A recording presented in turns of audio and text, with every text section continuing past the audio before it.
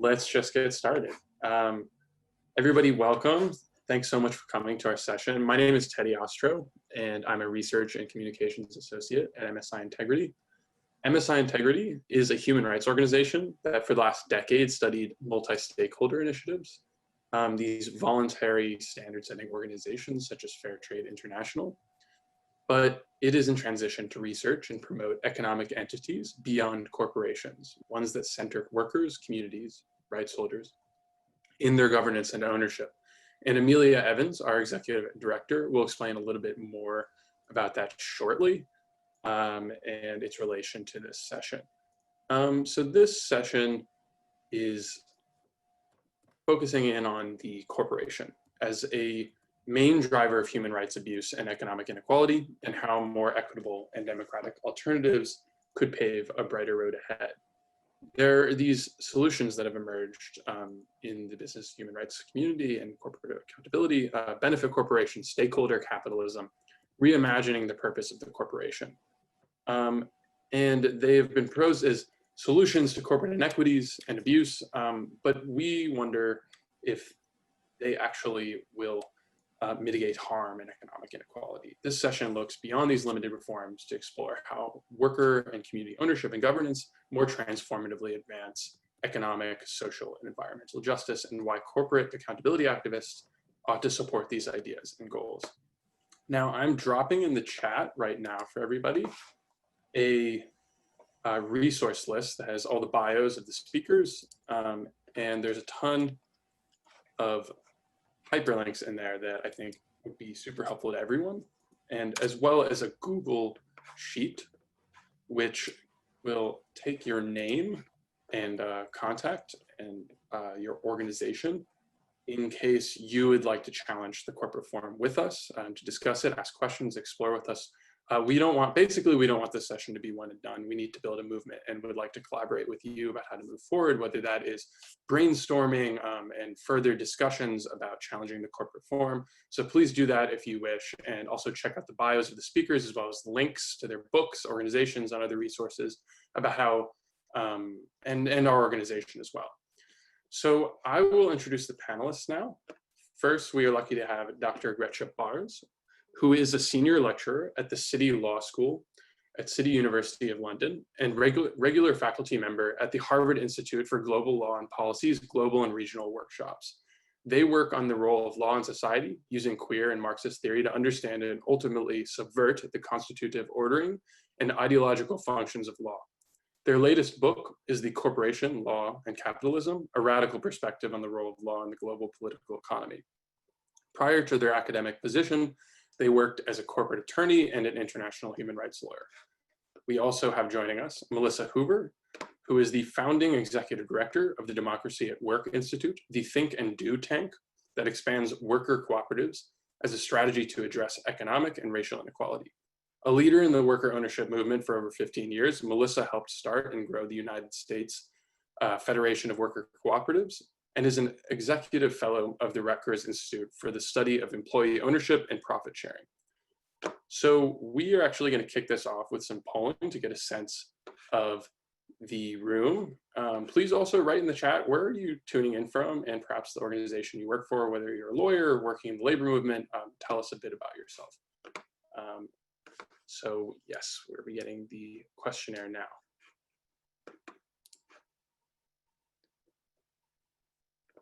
So we have, how often have you thought about challenging the corporate forum? Are you familiar with these business forums? And one more.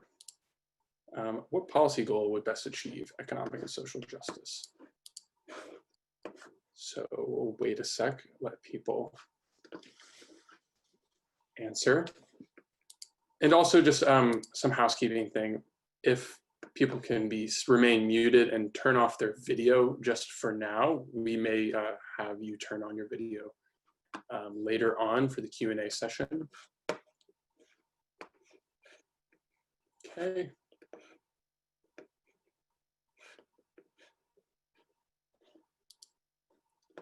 All right. Not sure, maybe wait one more sec. for answers, and then we can just use what we have, if that's possible.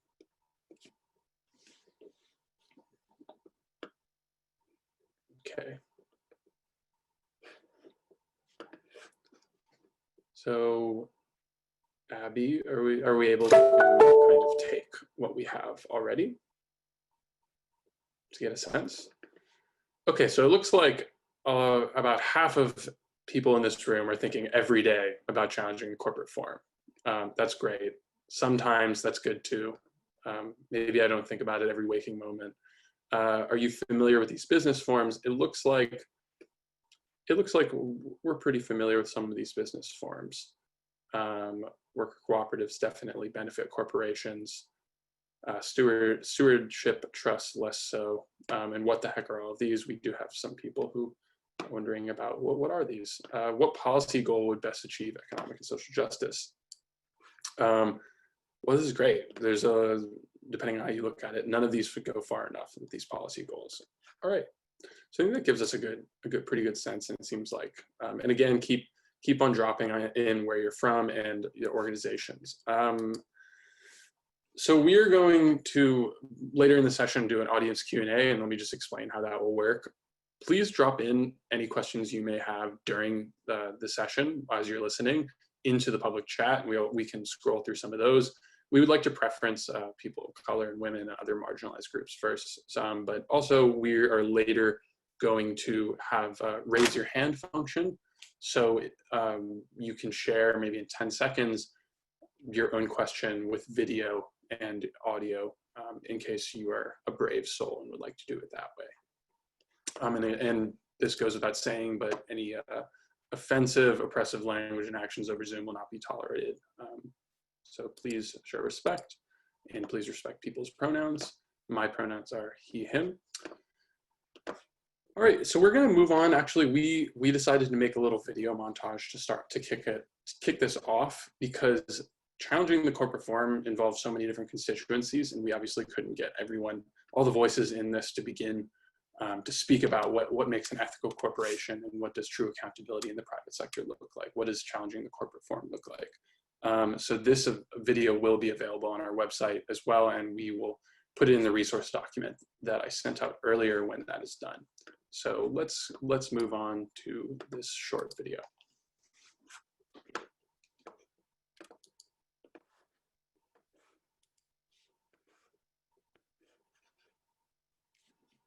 Can be ethical if they put people and human corporations can be ethical if they put people and human dignity before profits and value labor and ecological sustainability more than capital. I think it is possible for a corporation to be ethical if it's looking at all the different ways that has an effect on not just the environment that the business is operating in, but also the people. It should respect all human rights. At the same time, there should be structural changes in how decision making is done in a corporation. There should be equal representation of stakeholders representing people as well as planet. One way we can do that is to root ownership of corporations in community, whether it's the workers, the consumers, producers, some type of multi-stakeholder model, but that actually roots in the core of the business ownership. Reinforcing mechanisms to ensure democracy, safety, fairness in the workplace are needed. As Sustain Energy Cooperative, we have incorporated these practices and many more. Being a union worker co-op has helped us achieve a higher level of production and efficiency than most of our competitors in Cincinnati, Ohio. First of all, workers and communities must have ownership and receive value that they create for companies. Without it, corporations will always put their shareholders and profit before people and the environment. But we can create more ethical corporations by expanding ownership. Second, governance and decision-making. That must include workers, users, and the affected communities, those most impacted by private sector decisions. True accountability in the private sector looks like more than just the financial bottom line. it's ensuring that the sociological benefits and challenges are accounted for. So ensuring that workers are able to benefit from the value that they create, and centering our work around making sure that we're not just penalizing people, but we're causing careful consideration of how the business affects the world around it. True accountability in the private sector is achieved by joint democratic, diverse ownership governing under practices such as one person, one vote rather than one share, one vote, consensus building rather than majority rule, open book management and financial transparency, wage solidarity, conflict transformation, and restorative justice. Now, to ensure companies accountable, what is needed is effective remedies to the affected stakeholders. These remedies should be preventive, redressive, and deterrent in nature. And the rights holder should be at the center of the whole process of remediation. Thanks so much for putting that together, Teddy. A few words from me before we kick over to Melissa and Grietje. For those of you who don't know me, I'm Amelia Evans. I'm a co-founder of MSI Integrity. And it's just honestly thrilling to be having this conversation with everybody now, to be like listening to those words that just came out, because my kind of personal experience around coming to seeing why challenging the corporate form is something that we as corporate accountability activists needs to be in, is a space we need to be in, is just honestly one of sheer exhaustion. That after a sort of decade of doing this work, I began to like pause and look, this was a few years ago, but this sense I had of sort of being in a game of whack-a-mole, of maybe making some progress with some corporation on one front, only for another to jump in and do something problematic, or to never actually get accountability ever. And for me, it sort of felt so unsustainable to keep doing this work, and to really reflect on like what difference was I making to the world at large. And I began to really think, look, the problem is the corporate form itself. The problem is that we're operating in a structure where we're coming in as activists, lawyers, NGO folks, and others, after often abuses have occurred, or just trying to kind of change incentives. But in fact, what's going on is there's a board in a corporation made up of people who are not feeling the effects of decisions they make, not working in mine sites, not living in communities where operations are occurring, and they're making decisions to prioritize, as they legally have to, maximizing profit for shareholders. And then until we can actually shift those structures so that it's communities and workers who are at the center of both governance and ownership, we're endlessly going to be in this whack-a-mole game. And MSI Integrity began to kind of experience and see that within the MSI sphere. And I just want to drop in some observations for what we've learned around multi-stakeholder initiatives that feel like they're really relevant and pertinent here. Which is that in the multi-stakeholder initiative context, which many of you are familiar with, you had a setup where you actually brought in civil society and sometimes, although rarely, affected communities to sit alongside corporations and others. And that looks and sort of feels a lot like some of the suggestions and proposals that are coming out now about what the new version of the corporation should look like. This idea of kind of stakeholder capitalism or occasional worker representation on boards. And our experience in the MSI context is that having voice does not equal having power. And that there's something really important to glean from this as we begin to move into the space of challenging the corporate form around, is it enough to just sort of give some decision-making functions over, to set up advisory councils, to have some seats? Or if we're trying to get true transformation, is what we're talking about really trying to get to a transference of power and control in a meaningful way? And what might it mean if we start to invest our resources in some of these kind of temporary measures? And so the sort of session today is really meant to be highly provocative, to come from a position of challenging us, pushing us to these sort of like new landscapes, rather than being in a place that feels maybe a little more comfortable for a lot of folks in the corporate accountability space, which is the reformist space.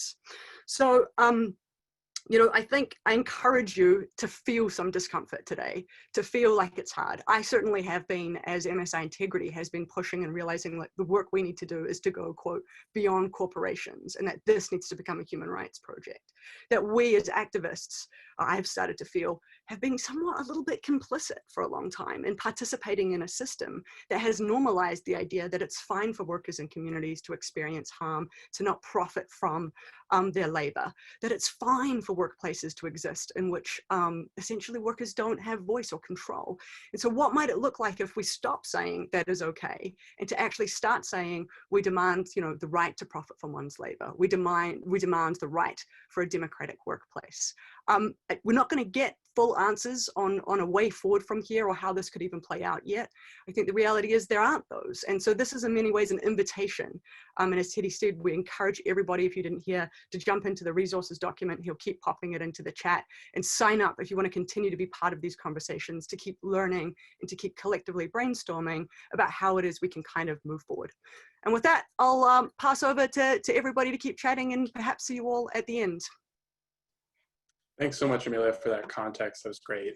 I just, so everyone knows, in the chat, I put in MSI Integrity's report, Not Fit for Purpose, about MSIs, which has implications for challenging the corporate form, but also the resource doc, which links to a spreadsheet, which we'd love to hear from you and sign up. So let's kick off the Q&A with, first, I wanted to ask you, Grietje, you've argued that the business and human rights and corporate accountability frameworks might be structurally complicit in perpetuating corporations' abuses. Can you explain why this is the case?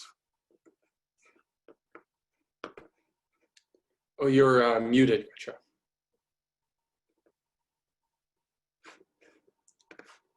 Sorry, not a rookie mistake. Thanks so much, Teddy and Amelia, for inviting me, and I'm also really excited to be having this conversation with you. So I would say that although the corporate accountability efforts that we've seen in the last 2 decades, especially ramping up, have had many positive effects, such as the knowledge that we now have of everything that's, or a lot of that, the corporate wrongdoing that's going on around the world that comes out when we, for example, start litigation. I argue in my book that these strategies are, at the end of the day, part of the problem. So when we work on corporate legal accountability, we support and we legitimize the idea that there is a functioning justice system and a state that are able and willing to regulate and control. What's really exciting in the current political moment is that a much wider range of people are starting to see that capitalism and the capitalist state aren't actually working for us, and that we need to rethink the whole system. And I'm really excited that MSI Integrity is going down that road as well in this particular area that I've been working on for the last 2 decades or so as well. So the realization, this realization that we need to, that corporations aren't working for us, is actually enabling the building of broad movements of resistance that support and accelerate the already existing alternative modes of organizing, producing and ultimately relating that exist in the world. So, for example, we've seen in the last 6 months in the US, I've heard a lot about the new mutual aid networks, and of course we have those over here in the UK as well.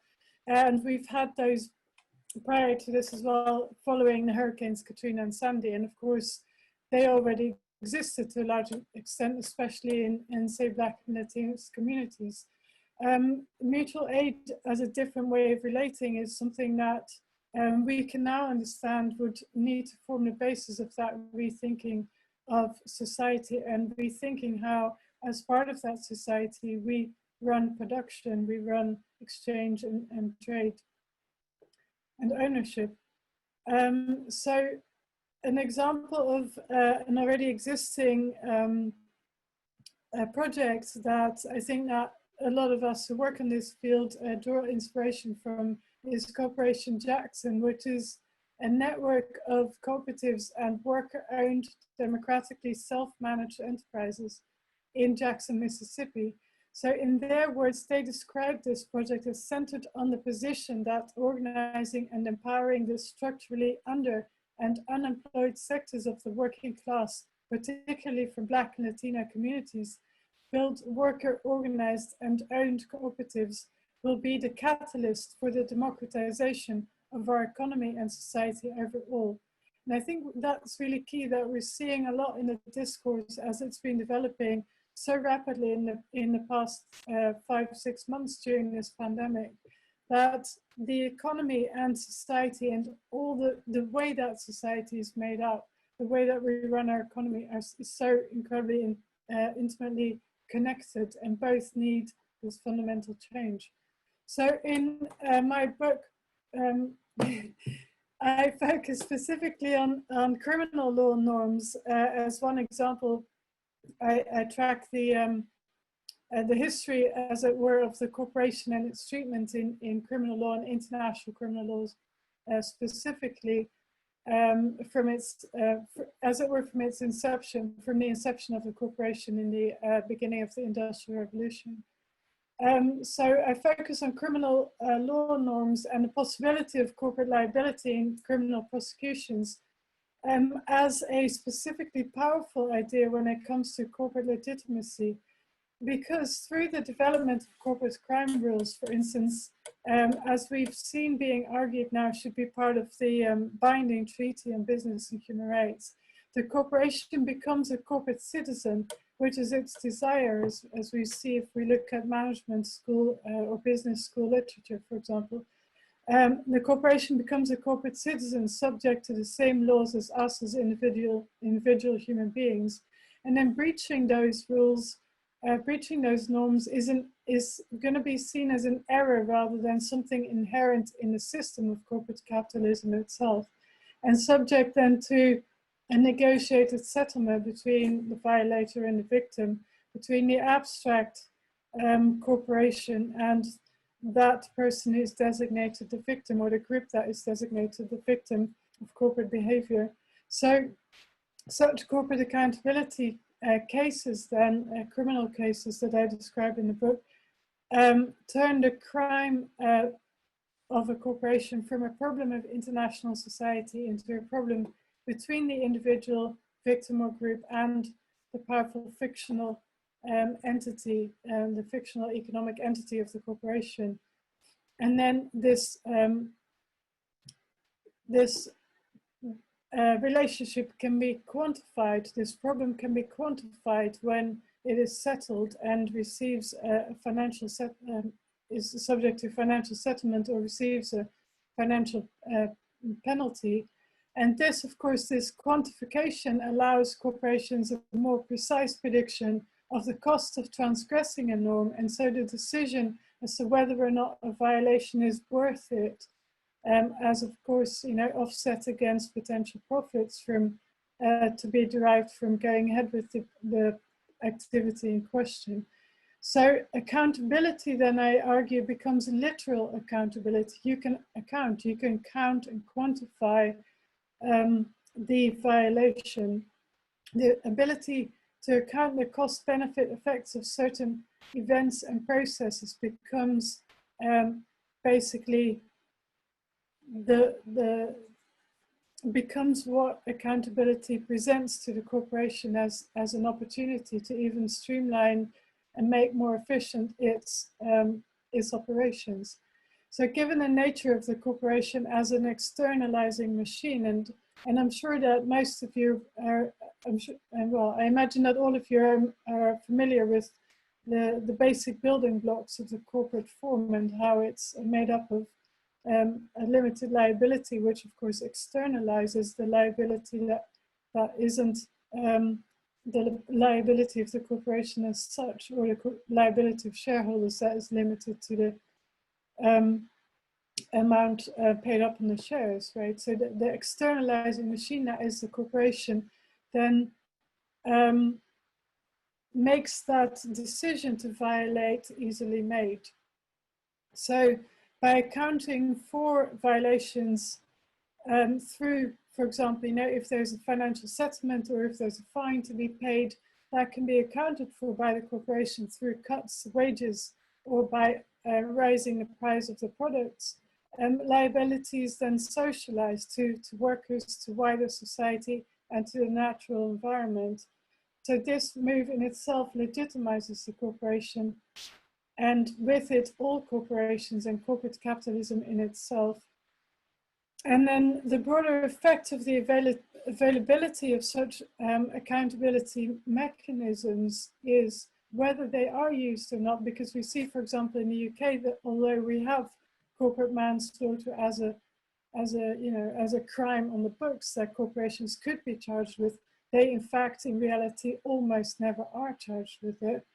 But the availability of it on the books as such gives the appearance of a working accountability system and legitimizes capitalism as such. And also it absorbs a large chunk of critique of capitalism. It makes us work in order to achieve that accountability, even though it barely exists at all. And it makes us do that work rather than the work with grassroots anti-capitalist resistance, where it is, which is the direction I argue we should be going into.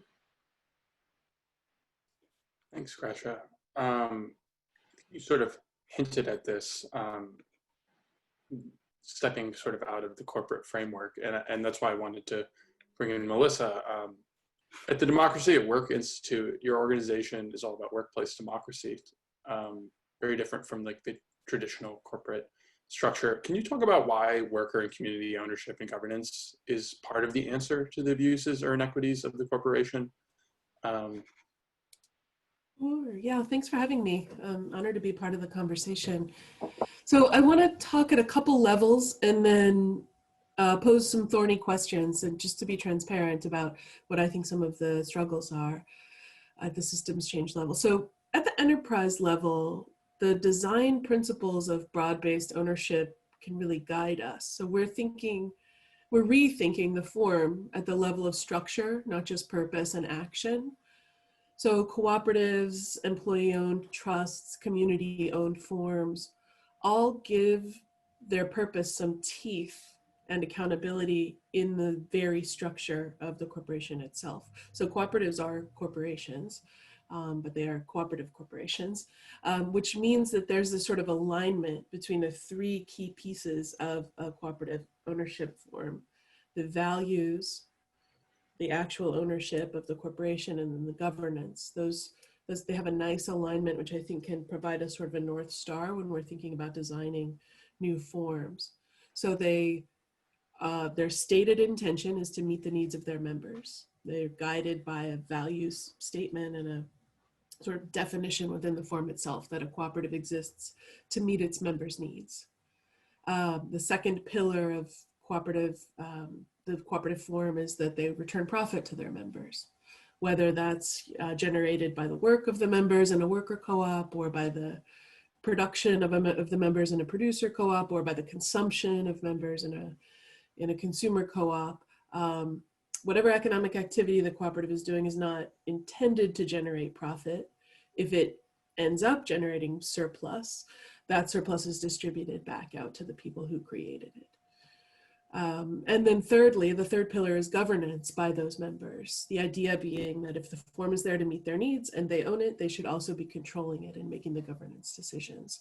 And that's at the governance level, at the board level.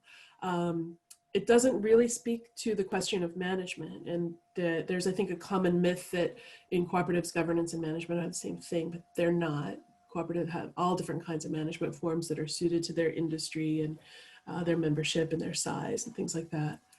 So I think that triangle of member needs, profit, and governance can provide a counterpoint to what we know the legal imperatives of a traditional corporation to be, which is to maximize profit for outside shareholders. So if you Amelia spoke to this a little bit, and Grietje did too, the divorcing of the effects of the economic activity or the externalities of that activity from the people who are actually doing it or benefiting from it. So the cooperative brings those all back into alignment.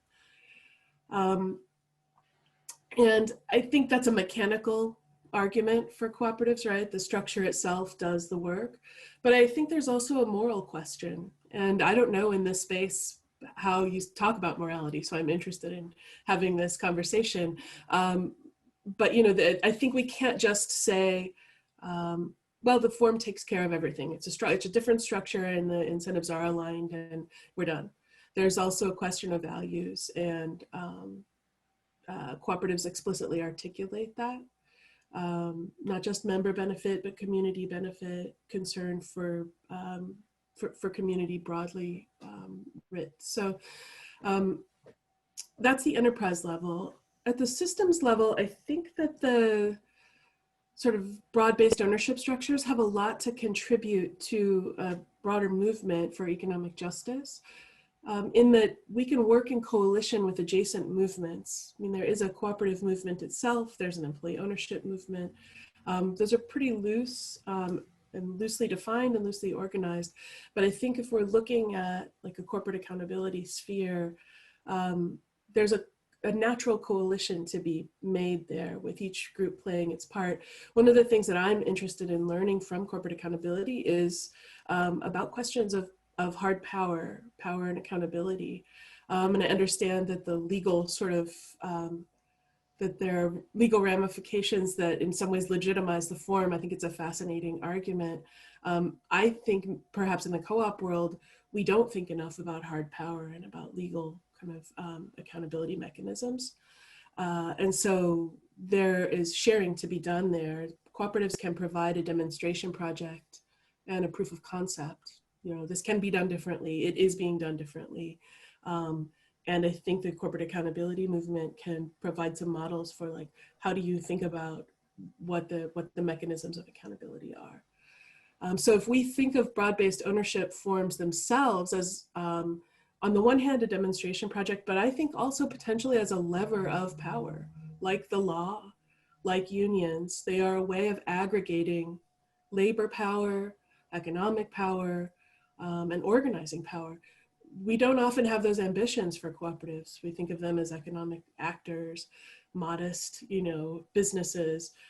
But I think if we scaled up our ambition away from the sort of utopian demonstration project only and into coalition with movements, and in fact into conceiving of the form itself as an organizing form that can contend for power, that opens up all sorts of new opportunities.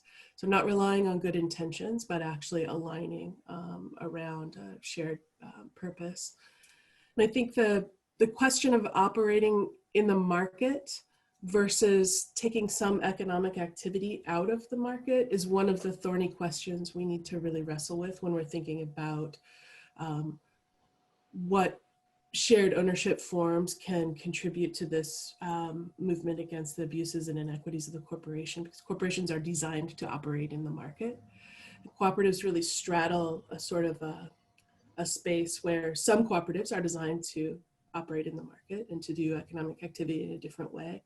And some cooperatives are designed to take resources and labor and economic activity out of the market, like housing, like mutual aid networks, like some solidarity forms. And making that distinction is critically important because those are going to be completely different design questions and different purposes and probably different movement alignments. So we need to be able to be speaking the same language. And for my purposes here today, I'm talking about cooperatives that are designed to operate in the market. But I think we can learn from the other forms as well. And then a final thorny question I want to raise is, I think cooperatives, I'm making the argument that cooperatives can be useful as a tool within a kind of a broader movement context. And one of the things that we've seen as there has been broader uptake of the cooperative form is a desire to sort of take it apart. So the beauty of the cooperative form, if we return to the beginning of what my remarks, is that it aligns the needs of members, profit, sort of sharing the economic surplus, and control via governance. As it scales and as there's interest in larger scale forms, we're seeing a desire to take those apart, to implement, for instance, only shared ownership in the form of the ESOP in the United States, or other kinds of cooperative forms where really governance control is nominal, and it's ownership that's the benefit. And then on the other hand, for instance, the German co-determination model, there's participation in governance, but nothing to say about ownership. So I think one of the questions we need to wrestle with is that enough? How can we support uptake? Or are we really going to insist on ownership and governance together as the form begins to sort of take on a new life in different places? So I'll leave it there. I actually wanted to, Grietje, I wanted to bring it back to proposals to mitigate corporate abuses that have become more popular within industry and in the business and human rights community recently, namely stakeholder capitalism, benefit corporations, changing the purpose of the corporate, and changing the purpose of the corporation, which you touched on a little bit earlier. Can you discuss some of these and how or why did they emerge? And can you explain what might be overlooked or misunderstood by their proponents? Yes, thanks for that question, Teddy. So whenever we resist capitalism, whether that's, throughout history, people have resisted capitalism in various ways, through slave revolts, through labor strikes, through consumer boycotts, through litigation, or legislative change, or adopting different models.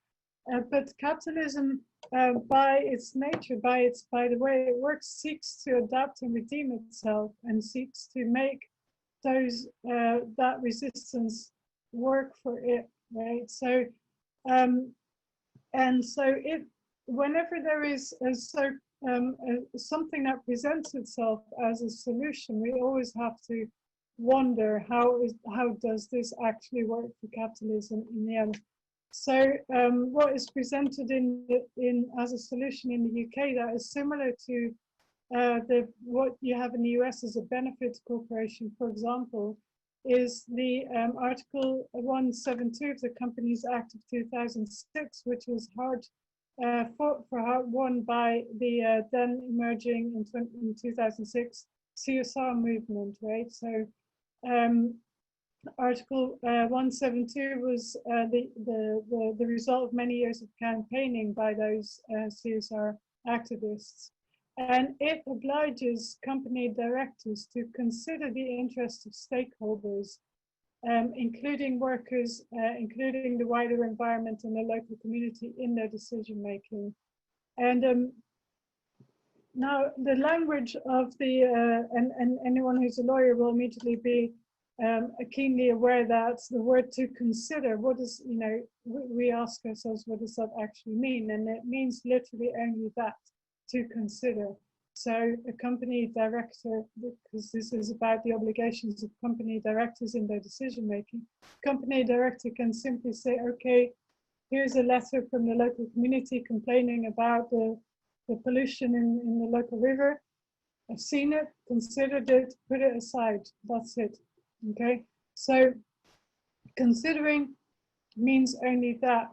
Now, at the same time, you could say, okay, we need to, one of the suggestions has been we need to change the corporate purpose wholesale, because at the end of the day, even though we must consider stakeholders and workers in the environment, the ultimate obligation of the corporate directors is to the shareholders. It is financial, it is in the Companies Act in the UK and in Companies Acts worldwide, the ultimate obligation of directors to work for the financial betterment of shareholders. That is simply the nature of the for-profit corporation. So we will see, so you can say, okay, well, we need to get rid of that for-profit element, and that's, of course, I would entirely agree with that, and that is, perhaps the question that Melissa was also raising when you talked about we should distinguish between the market-oriented and cooperatives and those that take production out of the market or whatever it is they focus on out of the market. So I would say, in my ideal world, we would take everything out of the market, in the sense that we would, of course, come to a different kind of economy than a market economy, where for-profit production is not is no longer a thing. Okay, so we see that most of those mechanisms and those new forms of new corporate forms that are presented as solutions are not actually solutions, because the changes only go so far. They never touch the structure of the corporation, which obliges company directors to always weigh the damage to the environment versus the share price versus the profit to the dividends to shareholders. So whatever kinder capitalist reform we enact, or greener capitalist form we enact, be it stakeholder engagement, worker representation, or multi-stakeholder initiatives, or any of these, if we don't change the for-profit nature of the corporate form, we don't really change anything at all substantially and for the long term. Thanks, Grietje. Something, Melissa, you touched on is that the cooperative design itself doesn't necessarily mitigate all of the issues. It's not a silver bullet. And I think discussion around workplace democracy often focuses on democratizing or making equitable a specific workplace or firm, but corporate abuses also occur outside the workplace, for example, throughout supply chains or to communities abroad as a result of displacement or land grabs. How does workplace democracy and equitable ownership fit into these external factors such as climate change, pollution, and other issues? Yeah, so I think, my frame is going to be that this is a needs-based form, and so the driver is different. The drive to form cooperatives is to meet human needs. And at the enterprise level, that does inform differences in structure and operations. And whether it's community ownership or worker ownership, there's a values basis for forming the corporation. However, I really want to sort of emphasize, I don't think that the form alone solves the problem. I don't think it can do it alone. It needs to be part of a fuller ecosystem that reorients our understanding of economic activity. And so when cooperatives grow, generally, we think beyond the entity level to sort of the systems level. So the cooperative value is codified and has systems implications beyond just the enterprise. It has implications for the way cooperatives do business, with whom they do business, how they do business. So scaling for co-ops is often about nodes and networks and habits of collaboration among enterprises. A couple examples not in the US, so the Mondragon cooperatives, which are probably the best known worker cooperative complex in the world, have built a family of corporations, and they are, united together. There's flexibility in moving among the corporations. They've got a very nice setup. When they became a multinational corporation, when they went overseas, we saw some pressures and some realities that they dove into in their supply chain and their workforce in companies that they acquired, not actually having access to membership within Mondragon. So access to membership then becomes the gatekeeper for the quality of your experience as a worker and as your rights as a member of the cooperative. So there's still a problem of like, you're a member or not a member. So that's simply another kind of system for externalizing costs. So I think that that cooperatives themselves wrestle with this, but there are models, different models of scale that don't involve just growing huge and becoming a multinational corporation.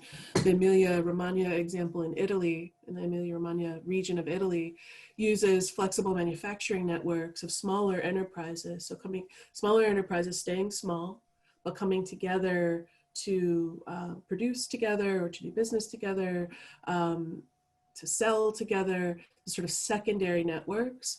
And I'm really interested in those as one of the mechanisms for retaining the values of the enterprise and keeping membership meaningful. one of the arguments with the Mondragon cooperatives is it's not meaningful to have members who are overseas. They can't participate in the same way.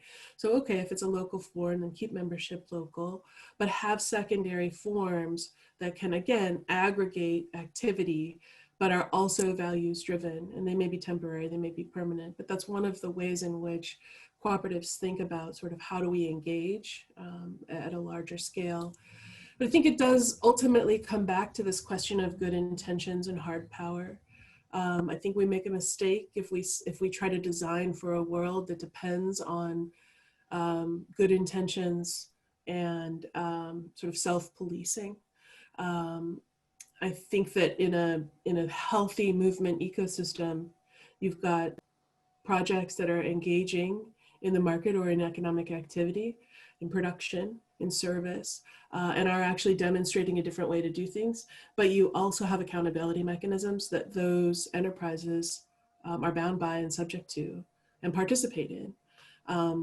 So that there is, sort of a left hand, right hand. I don't know. It's not an either or in my mind. I think it's a both and. As we're thinking about sort of the redesign of an economic system. So nothing short of that. I think our ambition needs to be that. It needs to be big enough to contain and understand the collaborations between both demonstration projects or sort of new enactments of the form and the movements that have to date really pushed on existing forms. Now, I just want to be sensitive to time. I had one last question I wanted to ask to both of you, but I think it would probably would be good to open it up to the Q&A, see if anybody else is thinking about any of these issues, wants to ask.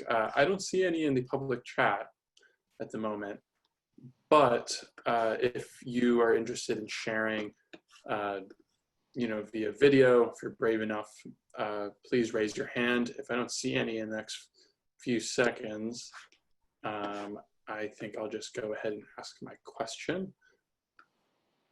Leave it for a sec. There's a lot of interesting ideas brought up. I know there's questions out there. Okay. Is there, I see from the ICAR team, hand. Does that mean someone is raising their hand? That means I'm raising my hand. Sorry to kind of be the ghost behind the scenes, but this is really awesome. And I'm not going to be that person that talks forever during their question. So throughout the ICAR annual meeting, it's been really clear in every session that this is a moment for systemic change. And our folks in this movement are finally kind of, or maybe not finally, I'm finally realizing like this is that systems changes are what's needed. So bearing in mind, what Grietje said about the corporate legal accountability mechanisms that are the corporate accountability and business and human rights movements have been using historically, and what Melissa said about the need for like bigger coalition and partnerships with other existing movements, do you all have ideas for how this movement can help to drive that systemic change? What might that look like? And are there any immediate challenges that come to mind when you're thinking on what we might be able to do? That was actually my exact question ultimately. So thank you for that, Abby. Let's get this around the panel. So Grietje, perhaps you want to go first. Yes, exactly. Thanks for that. And it's really great and really exciting to hear that the broader ICAR community is also coming to this conclusion, and that's amazing. That's really cool. So ultimately, I think about this point I was making about the for-profit nature of the corporation, I don't think that we can imagine the current government in the United States, or the next government even in the United States or in the UK or in any of the governments I'm familiar with, to actually get rid of that itself. And I think that ultimately what I want my main takeaway point today to be is that we must completely switch our understanding of how change comes about from asking the state and courts to control corporations, to control corporate capitalism. We're asking corporations to behave or supporting capitalism saving itself through reformist agendas, to turning to our communities, be they local or global, taking leadership from them, building and strengthening that alternative world from the bottom up. And we as lawyers, right, it's very difficult for us to give up on being, human rights lawyers. We've worked, many of us, many years to master the skills, the tools of the law and the legal system. We're proud of that. It gives us status in society, etc. But we also have a lot of skills that we can deploy in the way that, for example, Melissa's organization is doing, or in the way that I see MSI going forward, of using those analytical skills and those skills of, say, even of drafting, to create those new and different forms from the bottom up, to create new forms of ownership, new forms of government. You don't need the government to design that for you, legislation to design that for you. You can do that yourself through contract. And the most important thing is,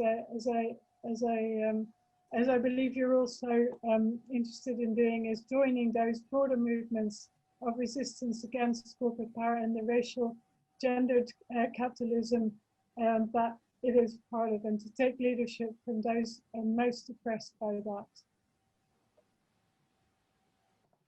Melissa? Yeah, I mean, I think to be practical about it, we're at a now what moment. I think there's a really widespread understanding that the current economic and political systems are not working so great. I'm in California, where our entire state has been on fire for the past couple of weeks, longer than that actually. And there's a sort of, I think, broader consciousness, like, okay, this is not working, and then, but what, right? There's a failure of imagination. So I think maybe we can look to, we can point to projects that are working, that are worker self-determined or community owned, broad-based ownership forms more generally. But I think we don't just point to them like, oh, that's working, you should do that, somebody should do that. I think they need to be part of demands of movements. If one of the demands is don't do this, the follow-up demand should be and do this. This needs to be a part of the DNA of your form. And so beginning to think about demands for changes in structure, fundamental changes in how we're doing economic activity as part of campaigns. Demands for seats on the board, demands for sharing in profit, demands for community-centered practices of existing institutions, at the same time as we're building new institutions. So to that second point, in building new institutions, we need support, right? Corporations access a massive world of subsidies, of zoning preferences, of there's an entire field of economic development built around attracting the corporation to your community, and then cities are throwing tax breaks and all sorts of, there are a number of mechanisms, public policy mechanisms at the local level, which is what I'm sort of most concerned about, that incentivize corporate behavior, and in fact sort of uplift it as the desired form of economic activity that a locality might want to bring in. And I think we need to create an ecosystem that incentivizes different ways of doing business, same subsidies, tax breaks, access, ecosystem of support. And I think too often when we're creating alternative economic forms, we're doing it in a vacuum that not only doesn't contend for power within the enterprise, but also doesn't contend for power within the ecosystem, and say, government exists to serve the people. And in that sense, we should be pushing for the kinds of supports that corporations have. Otherwise, it's just such a David and Goliath battle. So, retooling all of that supportive ecosystem in favor of the kind of practices we want to see. And I see a ton of openness to that, honestly, at the local level. Cities and states recognize the damage that's been done, environmental damage, human rights damage, in their own backyards. And they face a what now question, or a what is the alternative question. And I think we need to help them see what the alternative is and begin to orient their systems toward that. Great. I would like to go to you, Amelia, if there aren't any other questions at the moment, if anybody wants to raise their hand. I think that would be a perfect question for you as well, Amelia. You know, what can corporate accountability activists, others do to support challenging the corporate form and support and be within, you know, a movement, this ecosystem? And yeah, great. Throw me under the bus quickly on that. I mean, I think the first thing we can do is learn. I mean, that's a big part of what we're trying to do right now as an organization is even just like understand what really are the alternatives. We've been so, I think, buried in a mindset that is the only way for the economy to be organized is through a corporate structure. That's the only way for our goods to be delivered, for efficiency to occur. And so I think sort of understanding what alternatives can meaningfully look like really understand, what does a cooperative look like? What does a multi-stakeholder cooperative look like? How can or can't you bring in community voices and when? And really start to learn from what experiments have already occurred rather than just sort of shut that out as like, it's not gonna work, it can't scale, which is I think like a lot of our temptation. So first is like self-education and awareness. The second, I think, is like we have so many skills to bear and bring as like I think the corporate accountability space. And while I hear Grietje very much that we shouldn't be too reliant on the law is there and it's a tool. And many of us are engaging in litigation and there's settlements that are going on. Why are those settlements not, for example, sort of starting to ask communities, you know, do you want to demand ownership rights? Do you want to demand governance rights? Same in the union space and labor negotiation. And there's certainly sort of creative ways we can bring this into bear, plus just like kind of engaging and sort of using the experience we've got around kind of advocacy and campaigning, I think is really, really exciting. So I guess like I'll just pull this into a little bit of a, if any of this resonates with you and you're at the kind of, I'm exploring, I'm trying to figure this out, I would encourage you to just join us in that process of learning and trying to collectively brainstorm on how we can contribute and support the work of Melissa, the thinking of Grietje, and the like, you know, thousands of people who are supporting this idea of more of a solidarity economy and new economy. And so, yeah, join in the doc that Teddy just signed up there, so we can keep having these conversations. And I think it will be a like two-part session for us, which is more deep learning, like really having sessions where we're like listening, understanding, and then secondly having sessions where we're collectively coming together and bringing ideas about what sort of change we can affect and how. And just to say, Melissa and Grietje are kind of my heroes. And so I'm really grateful to you both for kind of sharing your thoughts. And I realize it's a kind of outside of space. It's difficult to know where to gauge things are at. And I realized we had a little bit of a quiet crowd. And in fact, 16 people after the 75 showed up is like, there's going to be some really telling off emails to folks, but also sharing all of this and hoping this continues. So thank you. Thanks so much, Amelia. I think now we're at the point where I do have to hand it over to an ICAR member who's closing the session right on time. Let me see, Abby. Yes, thanks, Teddy. Yeah, wow, so punctual, this crowd. First of all, let me just say thank you to the MSI Integrity team, Teddy, Amelia, and to the speakers, Grietje and Melissa. This was awesome. I think indicative in my question. I'm very personally excited about this and where the conversations in this movement are going. And I'm excited to learn with MSI Integrity as they start to explore this and try to kind of continue to raise awareness about it within the corporate accountability movement, so we can bring our unique tools and skills to this fight, because I think it's so important. So huge claps, thank you. I want to be sure to say this session was recorded, so we'll work with the MSI Integrity team to make sure that that we're comfortable distributing this and we get it to you all and you all can distribute it too, because I think this was such a rich and important conversation. And my final thing I'm supposed to say is that we're back for the second week of the ICAR annual meeting on Monday morning at 9 a.m. Eastern. We're excited to be hearing from Sharon Burrow as our keynote speaker, the General Secretary of the International Trade Union Confederation. So hope to see you all there. Reach out to us if you have any questions or need help. And I just wanted to say my one last thanks, and please look in the chat box for the resource doc. We want to hear from you. And thank you, panelists, everybody for joining, and of course, ICAR. Thank you. Thank you. Thanks, everyone.